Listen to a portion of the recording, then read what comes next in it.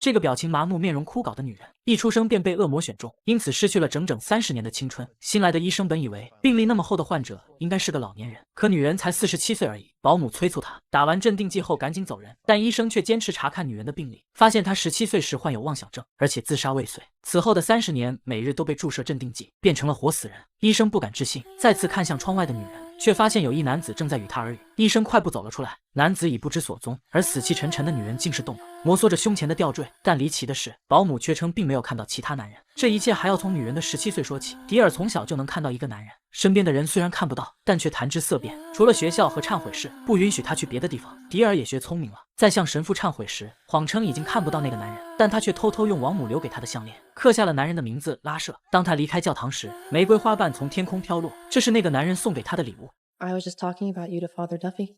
Don't believe a word he says about me. 抚养迪尔长大的姑妈坚信，纠缠迪尔的男人是恶魔的化身。她一再警告侄女不要听信恶魔的怂恿，但对迪尔而言，拉舍的陪伴远比姑妈还要长久，倾听自己的喜怒哀乐。拉舍知道少女已经情窦初开，是时候开花结果了，于是怂恿她偷溜出去参加他舅舅的假面派对。他人还未止，舅舅就好像得到了风声，从3名俊男中选出最帅的小伙，称要给他一份美差。不多时，迪尔便来到了舅舅的假面舞会。舅舅用最好的美酒招待他，并抱怨自己的姐妹把漂亮的侄女养在深闺大院里。在舅舅的撮合下，迪尔和帅小伙一见钟情，二人在舞池里共舞，很快便发生了关系。在酒精的刺激下，迪尔恍惚间看到戴着猫脸面具的情郎，好似变成了恶魔。次日清晨，迪尔醒来后发现情郎变成了一具冰凉的尸体，同时姑妈也找了过来。这2件事串联在一起，答案显而易见，一定是刻薄的姑妈杀了情郎。但迪尔敢怒不敢言，从这一天起，他想要逃离姑妈身边，奈何自己一夜之间大了肚子，简直匪夷所思。姑妈多次请神父前来开导迪尔，劝他打掉腹中的孩子，他们都认为这是那个恶魔的种。恼羞成怒的迪尔赶走了神父。当晚绝望的他准备跳楼轻生，没想到却被一股力量弹了回去。消失的拉舍终于出现了。为了说服迪尔不再自寻短见，拉舍坦白了自己的真实身份，他是世代守护他们家族的恶魔。迪尔胸前的项链就是契约，如今时机已到，他要迪尔摘下项链，在见识过他的真面目后，再考虑要不要签订契约。 Will you take me, Deirdre?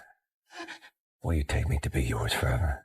当迪尔戴上项链的那刻起，她就是拉舍的女巫了。不料此时羊水破了，迪尔成功生下了一名女婴，却被姑妈急匆匆地抱走了。女婴被姑妈交给了远亲抚养，并叮嘱她改名换姓，从此脱离梅菲尔家族。姑妈则对迪尔谎称孩子夭折了。悲痛欲绝的迪尔一蹶不振。此后的30年，被软禁在梅菲尔家族的老宅里，每日都被注射镇定剂。拉舍也一同被封印了。新来的医生支开保姆后，把她的项链摘了下来，顿时吹起一阵清风。被一同囚禁在此的拉舍，终于获得了自由。医生假模假样的开药，但却偷偷告诉迪尔。I'm not going to give you the Thorazine shot today, and I'm not going to give it to you tomorrow, because what I really want to know is who you are without the drugs. I want to know who Deirdre Mayfair really is. 而获得片刻自由的拉舍盯上了迪尔的女儿罗恩。铺垫了这么长，由哈士奇女神扮演的女主终于登场了。面对突然觉醒的法力，她原本一成不变的生活也即将天翻地覆。这个眼睛像哈士奇的美女正在被主管 PUA， 只因她在一场手术上抢走了主管的风头。面对主管喋喋不休的羞辱，愤怒的罗恩眼前乍现一道灵光，他竟然看到了主管的大脑。在他的意念控制下，大脑的血管竟然裂了一道口子。当罗恩回过神时，主管已经因脑溢血昏死过去。这不是他第一次展现眼神杀人的特异功能了。为了帮身患癌症的养母争取最先进的医疗条件，罗恩找上了一家研究干细胞的公司，想把母亲安插进试验名单里。没想到总裁不但当着他的面撒尿，而且还要求罗恩在名单上随便划掉一个患者的名字，替换成他的母亲。罗恩作为一名救死扶伤的医生，这无疑是要他害人性命。My mother saw me pick a name, she would drop dead on the spot way before the cancer could kill her.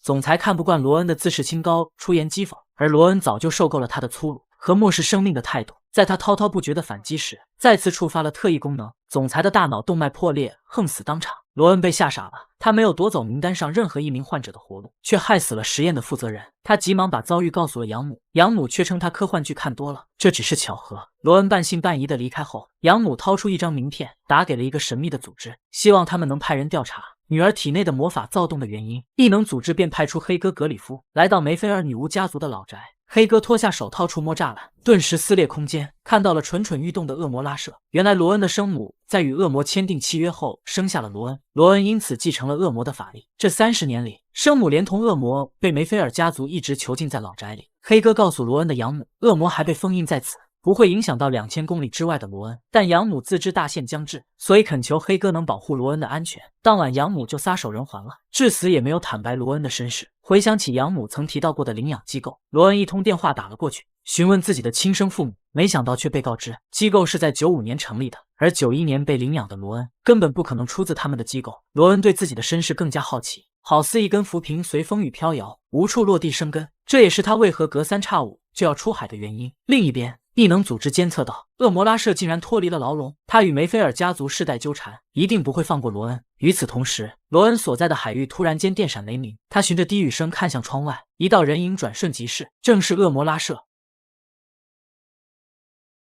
那个最近时隐时现的男人正在怂恿一个老妇人逃离封印，而且两人还谈论着自己。偏偏他看不清那老妇人的脸，其实这是恶魔拉舍的黑暗领域。老妇人正是罗恩的亲生母亲，她被家族囚禁了整整30年，恶魔也因此被封印了30年。如今他在恶魔的口中得知自己的女儿一直还活着，做了30年活死人的老妇人流下了一行热泪。罗恩为了能尽快上岗，被上司要求去心理医生那里鉴定。异能组织派出的黑哥趁机潜入了罗恩的游艇，他的特异功能是通过触摸物品窥探回忆。黑哥发现罗恩已经误杀了2人，他的能力正在失控。与此同时，因为心理医生提及罗恩制造的那2起意外死亡，导致罗恩心里慌的一批。心理医生正欲追问时，突然感到头痛欲裂，随即开始流鼻血。罗恩知道自己又触发了超能力，他匆忙离开，医生这才保住了一条小命。在看到自己的车子落满鸟屎后，罗恩愤怒地看向树上的乌鸦，乌鸦们受惊逃窜，然而飞得最慢的3只还是没能逃过罗恩的死亡视线。这一切都被尾随他的黑哥给拍了下来。罗恩来到海边后葬了3只乌鸦，他本性善良，奈何得到了堪比死神的能力。就在他迷茫无助之际，恍惚间听到了养母的呼唤，四周的环境也大变样。身着礼服的他来到了一栋开满鲜花的老宅前，这是恶魔拉舍对他的指引，想让他们母女重聚。当罗恩醒来后，已是傍晚，一群青年正在海滩上狂欢。心有余悸的罗恩不敢再接触任何人。此时黑哥站了出来，他自称能帮罗恩解开所有谜团，控制他可怕的能力。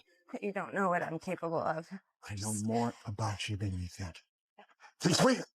当黑哥触碰罗恩的手时，心脏竟然骤停了。罗恩立即给他实施急救，并喊来了救护车。但半信半疑的他偷走了黑哥的手机，并在相册里发现了他在梦中看到的那栋老宅，以及养母年轻时的照片。罗恩猜测，照片中的另一位女子可能就是他的生母。看来黑哥真的知道自己的身世，于是罗恩急忙追上了救护车，却发现黑哥已经在半路下车了。照片中唯一的线索就是拍摄于新奥尔良。罗恩立即踏上了寻亲之旅。然而在飞机上，他突然感到欲火焚身，情不自禁地呻吟起来。原来恶魔为了蛊惑罗恩的母亲逃出老宅，两人打起了扑克。母子连心，感同身受，共遇爱河。编剧没个10年的脑积水，根本写不出这么离谱的剧情。与此同时，被囚禁了30年的女巫迪尔，在恶魔拉舍的蛊惑下，终于打算逃出祖宅。姑妈外出前对保姆千叮咛万嘱咐，看紧迪尔，但保姆早已对这个被囚禁了30年的可怜女子动了恻隐之心，最后任由她离开了老宅。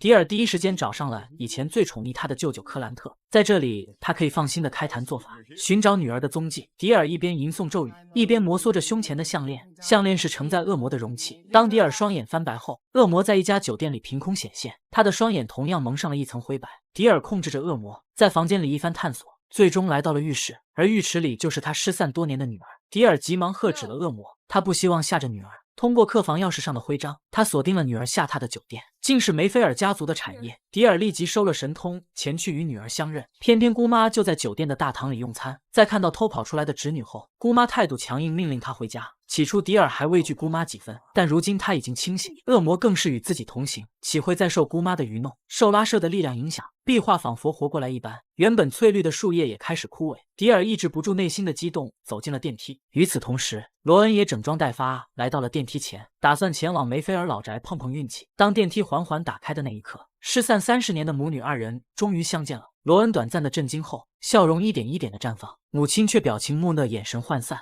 她的脖颈突然裂开了一条血线，身体骤然倒地。这一幕看得罗恩目瞪口呆，眼眶不知不觉的湿润了。他发出一声撕心裂肺的哀嚎，手足无措地扶着母亲摇摇欲坠的脑袋。然而迪尔早已失去了生机，母女2人才相见便是永别。面对自称是他姑姥姥的老妇人的邀请，罗恩没有答应，他更相信异能组织派来保护他的黑哥。黑哥把罗恩带到了安全屋，并解释了他的身世。罗恩是梅菲尔家族的弃婴，母亲与恶魔签订契约之后生下了他。如今罗恩的母亲已死，恶魔一定会找上他。为了防止恶魔接近罗恩，异能组织派人在安全屋4周布下了结界。另一边，老妇人虽然没有带回罗恩，但却拿到了承载恶魔的项链。他与老姐妹商量过后，一致认为应该找个替死鬼与恶魔绑定。于是他把项链赏给了伺候了他几十年的女佣。女佣小心翼翼地戴上后，对东家感恩戴德。老妇人把他骗进了地下室，任其自生自灭。项链中的恶魔暴怒，只有梅菲尔一族的女巫才配与他绑定。女佣在恶魔的操控下，用头不停地撞击墙壁，她血肉模糊的脸整张凹了进去。He doesn't like her wearing it. If it traps down that window, it'll be worth it.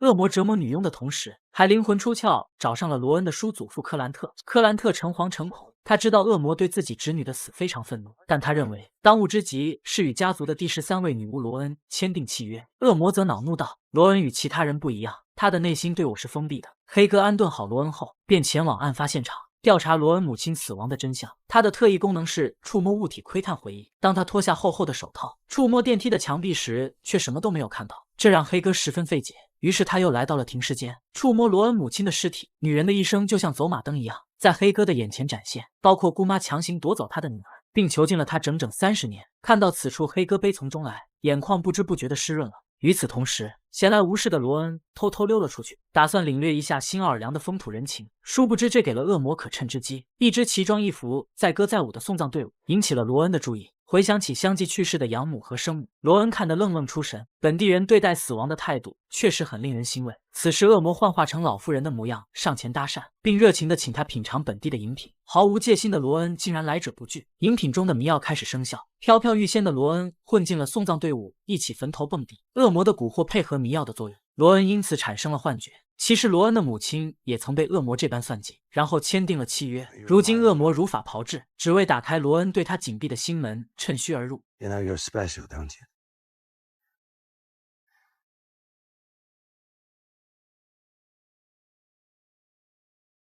拉舍又幻化成罗恩王母的样貌，劝说他敞开心扉，接受恶魔的馈赠。这是梅菲尔女巫的使命。心智无比坚强的罗恩立即警惕起来，后撤了几步。他突然回想起，母亲今早就已经死了，这一切都是幻觉。随即，罗恩在街头醒了过来，他这才发现载歌载舞的送葬队伍是真，但之后遭遇的一切不过是一场梦。外出查案的黑哥回到安全屋后，他第一时间摘下手套触摸墙壁，发现了恶魔拉舍留下的气息。正巧此时罗恩也赶了过来，得知罗恩的经历后，黑哥一语道破了玄机：拉舍能幻化成千人千面。所幸罗恩并没有被其蛊惑。为了提升罗恩自保的能力，黑哥貌似给他开展特训。记得上一次触碰，黑哥的心脏直接给干停了几十秒，但现在两人手贴手，竟然没有一丝异样。黑哥目睹了罗恩的过去，罗恩也因自己能控制能力而喜极而泣。当晚，罗恩做了一个诡异的春梦，与他在床榻上厮杀之人，上半场是黑哥，下半场则变为拉舍。罗恩猛然惊醒，今日是母亲下葬的日子。罗恩在黑哥的陪同下来到了教堂，满座皆出自梅菲尔家族，非富即贵。罗恩这个陌生人的到来，顿时引起了众人的窃窃私语。这个家族弃婴当年竟然没有死。大长老卡洛塔满脸慈祥，热络地招呼罗恩上前与他母亲的遗体告别。就在此时，一股妖风推开了教堂的大门，无数红玫瑰花瓣飘落，这是恶魔拉舍的伎俩。卡洛塔一脸厌恶，把落在侄女身上的花瓣一片片捡走，即便是死后，他也不许恶魔玷污侄女。在罗恩参加下葬仪式之际，黑哥收到了异能组织的消息，凶手已经抓到了，只不过他在被抓时正准备轻生，举止疯癫，胡言乱语。黑哥摘下手套，准备从男人的脑海中窥探犯罪经过，没想到男人剧烈挣扎几次，脖子竟然诡异的断了。黑哥急忙上前查看，只见恶魔拉舍缓缓地脱离凶手的身体，他算是帮爱人报了仇。是。原本是孤家寡人的罗恩，面对突然冒出来的七大姑八大姨，一时有些不适应。但在他们热情的介绍下，罗恩对梅菲尔家族有了大致的了解。梅菲尔家族有女性执掌，而这栋城堡历代的主人都是罗恩的祖先。罗恩通过观察祖先的画像，发现他们全都佩戴着同一条项链，而这串项链他曾在梦中见过。 It belongs to you now, too. Where is it? That's a really good question. 这场家族聚会因为卡洛塔和克兰特的争吵而提前结束。这对争斗了几十年的姐弟俩都把侄女的死推到对方身上，借此拉拢罗恩。罗恩接受了克兰特的名片，但也答应卡洛塔留下用餐。之后，罗恩在游览城堡时被一只蝴蝶吸引。蝴蝶所过之处，壁画仿佛活过来一般。他跟随指引来到了母亲的卧室，并在桌子上发现了那条家族传承的项链。罗恩本能地摘下卡洛塔送他的十字项链，并换上了这条钥匙项链。就在他陶醉之际，这一幕正巧被卡洛塔发现，他的脸色瞬间阴沉下来。替死鬼女仆死后，这条项链就离奇的失踪了。没想到他竟主动找上了罗恩。 Dinner will be ready momentarily. 另一边，黑哥翻阅了梅菲尔家族的档案，发现每一任佩戴着钥匙项链的女巫都会被恶魔拉舍纠缠。他怀疑项链就是拉舍的容器。就在此时，罗恩发来了手持项链的照片，与档案中的一模一样。黑哥顿感不妙，立即前往。晚餐上，罗恩还在疑惑，为何只有他们爷孙二人。卡洛塔终于图穷匕现，他一边高声向上帝祈祷，净化被恶魔玷污的灵魂，一边用烛火点燃了壁纸。罗恩见状目瞪口呆，才认祖归宗就要害我性命，他当即冲向出口，不料房门紧锁。卡洛塔又将煤油灯扔向罗恩，拉舍却始终没有出手。他在等待一个契机，让罗恩对他敞开心扉。千钧一发之际，黑哥翻墙撬锁冲了进来，用肉身帮罗恩挡下了卡洛塔全力刺出的一刀。看着二人离去的身影，卡洛塔已是心有余而力不足。此时他的身后传来讥讽 He's already mine.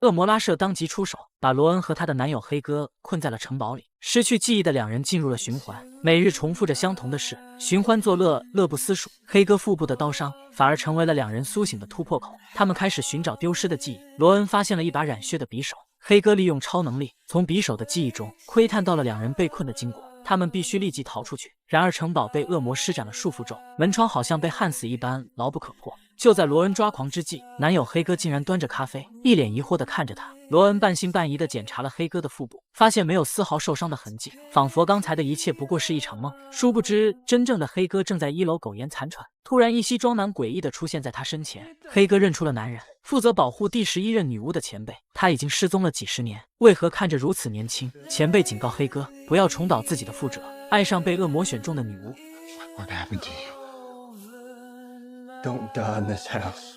不等黑哥继续发问，前辈的身影就凭空消失了，好似鬼魂一般。黑哥也搞清楚了自己的境地，如果死在城堡里，就会永远成为这里的幽灵。与此同时，罗恩也识破了恶魔的伪装。黑哥因为超能力的缘故，平日里一直戴着手套。等罗恩找到真正的男友时，发现他已经奄奄一息。为了拯救黑哥，罗恩只能向恶魔祈求。黑哥想要制止，但身体却被无形的力量牵引，穿过墙壁，直接落在了100里以外的家中。罗恩见状长舒了一口气。卧室里凭空出现一条长裙和精致的首饰。待罗恩换上后，恶魔拉舍终于肯真面目示人。他知道罗恩对他心存戒备，为了打开他紧闭的心扉，拉舍邀请罗恩共舞一曲，并进入他的脑海，帮他弥补童年的憾事。静谧的森林，萤火虫飞舞，那只罗恩幼年时未能救活的狐狸正在撒欢的奔跑。恶魔泡妞简直手到擒来。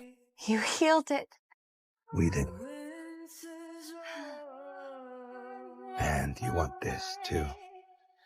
外婆如提线木偶般浮在空中，只要罗恩点头，拉舍就能让这个老巫婆神魂俱灭。但罗恩不忍杀害外婆，即便他曾打算烧死自己，拉舍坚持不肯放过外婆。罗恩对他刚刚生出的一点点好感也彻底败光了。他愤怒地摘下首饰，打算寻找其他出路。另一边，异能组织派来了女巫为黑哥疗伤，他腹部的刀伤竟然蕴含恶魔的黑魔法，显然是拉舍想借刀杀人。女巫撒盐成圈，布下结界，她一手抚摸着黑哥的伤口，一手按住自己的腹部，伴随着吟诵咒语，黑哥的刀伤竟然转移到了女巫身上。女巫忍痛从体内拔出那把匕首后，黑哥顿时复原了。却说罗恩四处探索城堡，当他来到地下室时，发现了被外婆害死的女佣人。这残忍血腥的一幕耗光了罗恩对外婆仅剩的善意，但他依旧不想按照恶魔的方式来，而是打算把外婆送进监狱。 I want her down. 外婆坠地的同时恢复了意识，她看向罗恩，眼神惊恐无助。拉舍则失望地离开了。罗恩本以为一切都结束了，然而城堡的禁制并没有解开，显然罗恩的选择并没有让拉舍满意。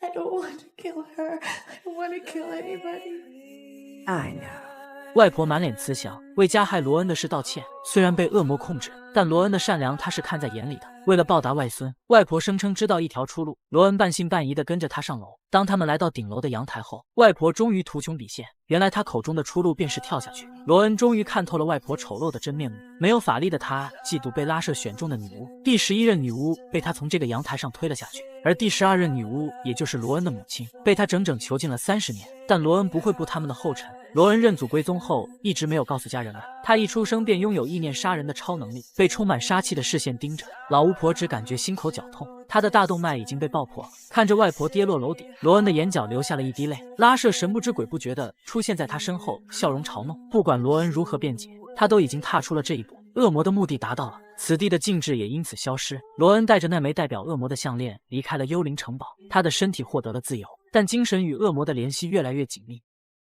梅菲尔家族在新奥尔良称霸了300多年，每一代都会出现一个超级女巫，与恶魔拉舍签订契约，这就是梅菲尔家族的诅咒。而一切都要从400年前说起。医生苏珊娜是村里出了名的热心肠，什么请求都是来者不拒。就比如一汉子的妻子怀胎10月，饥渴难耐的他时不时向苏珊娜求助，苏珊娜本着医者仁心的态度，不遗余力地帮他打灰机，全程没有一丝邪念，他简直是天使下凡。没多久，硬汉的妻子在苏珊娜的接生下成功诞下一子，然而婴儿的手掌却长了跛，就像鸭掌一般。硬汉神色巨变，质问苏珊娜这是怎么回事。苏珊娜急忙解释，这只是先天畸形，切开缝合后就没事了。愚昧无知的硬汉竟认为这是巫术所致，扬言要把妻儿赶出家门。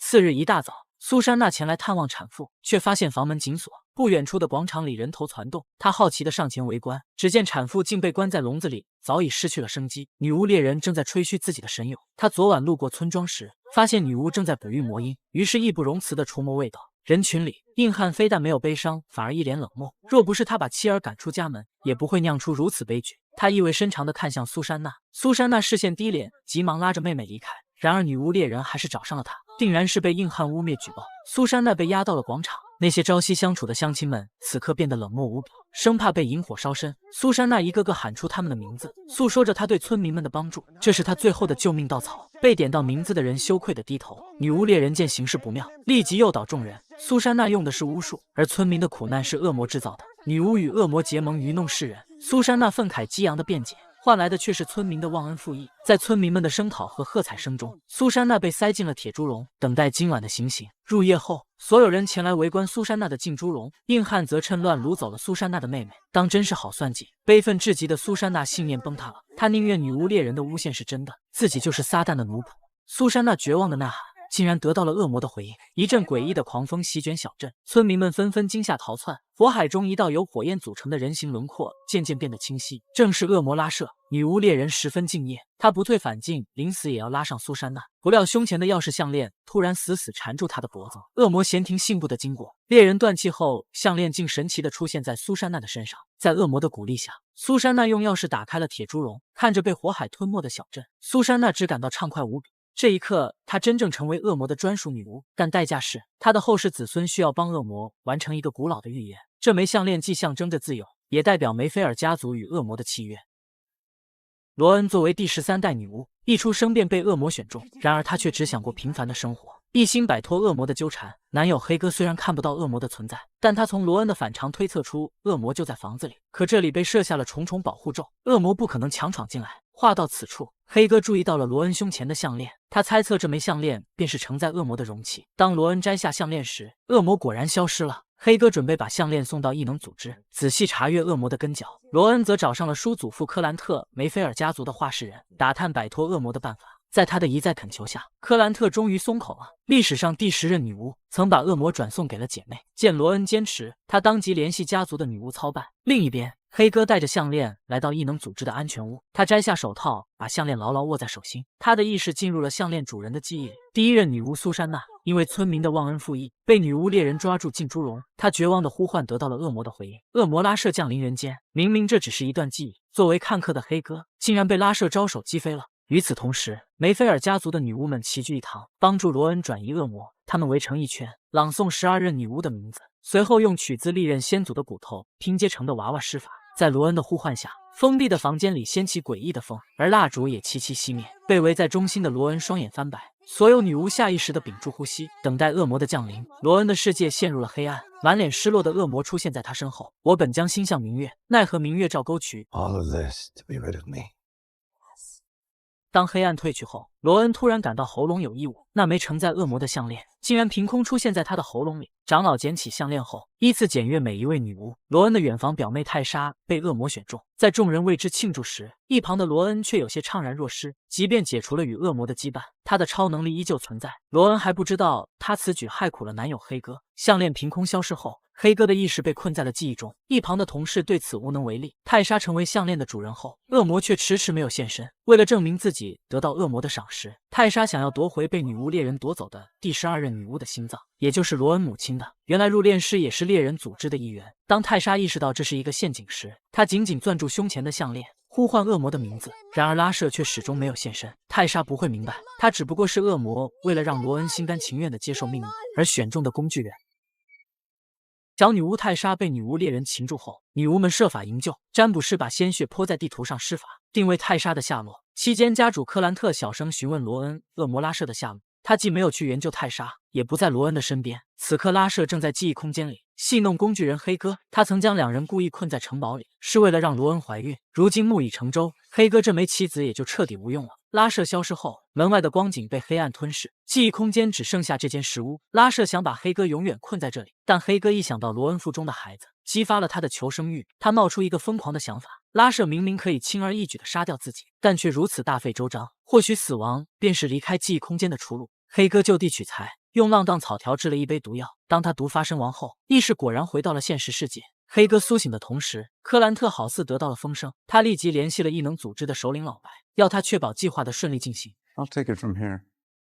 Sir, Rowan Mayfair's in trouble. 女巫猎人准备延续古法火烧泰莎，千钧一发之际，罗恩赶了过来。他发动意念杀人的超能力，被他盯上的猎人全都七窍流血而亡。慌乱之中，掉落的火把点燃了祭台。罗恩因为分神被击中了肩膀，猎人们死的死，逃的逃。罗恩强忍着疼痛冲上祭坛，救下了表妹。表妹自知无法降服恶魔，便把项链还给了罗恩。就在此时，那个本已逃走的猎人竟然去而复返，一枪击中了泰莎的脖颈。怒火攻心的罗恩再一次戴上了象征契约的项链，他歇斯底里地呼唤恶魔。与此同时，黑哥被上司老白带到了桥上，见老白把车钥匙扔进了河里，黑哥惊怒交加，再不找到罗恩，他就会重新召唤拉舍。不料老白却称，这就是异能组织的目标，实现一个古老的预言。老白的能力是抹除记忆，所以他不介意告诉黑哥真相。原来罗恩的母亲是克兰特派人杀害的，老白则抹除了凶手的记忆。这一切都是为了让恶魔与罗恩签订契约。当老白准备消除黑哥的记忆时，黑哥却找到了漏洞，声称自己也是预言中的一部分。毕竟罗恩怀了他的孩子。If you wipe me now, the prophecy won't be fulfilled. I won't know enough to do my part. 老白斟酌再三，没有抹除黑哥的记忆，担心弄巧成拙。另一边，罗恩为了帮表妹报仇，一路追杀进了森林。恶魔拉舍终于听从他的召唤。当罗恩下达了追杀令后，恶魔凭空消失，找到了躲在木屋里的猎人。只见恶魔吹出一撮火苗，木屋瞬间被火海包围了。罗恩翻白的双眼能连通恶魔的眼睛，欣赏猎人的死亡。由于罗恩失血过多，无法走出森林，拉舍引导他进入梦境第一任女巫的石屋。在这里，拉舍传授了罗恩魔法的真谛。其实罗恩的超能力不只能杀人，而且还能救人。他全神贯注地盯着伤口，蓝光乍现后，鲜血凝固，细胞重组，眨眼间枪伤就痊愈了。罗恩无比欣喜，恶魔给他打开了新世界的大门。一撮火苗出现在罗恩的手心，这是拉舍曾施展过的火控术，而这只是冰山一角。All the elements I command are now yours too. You will do great things.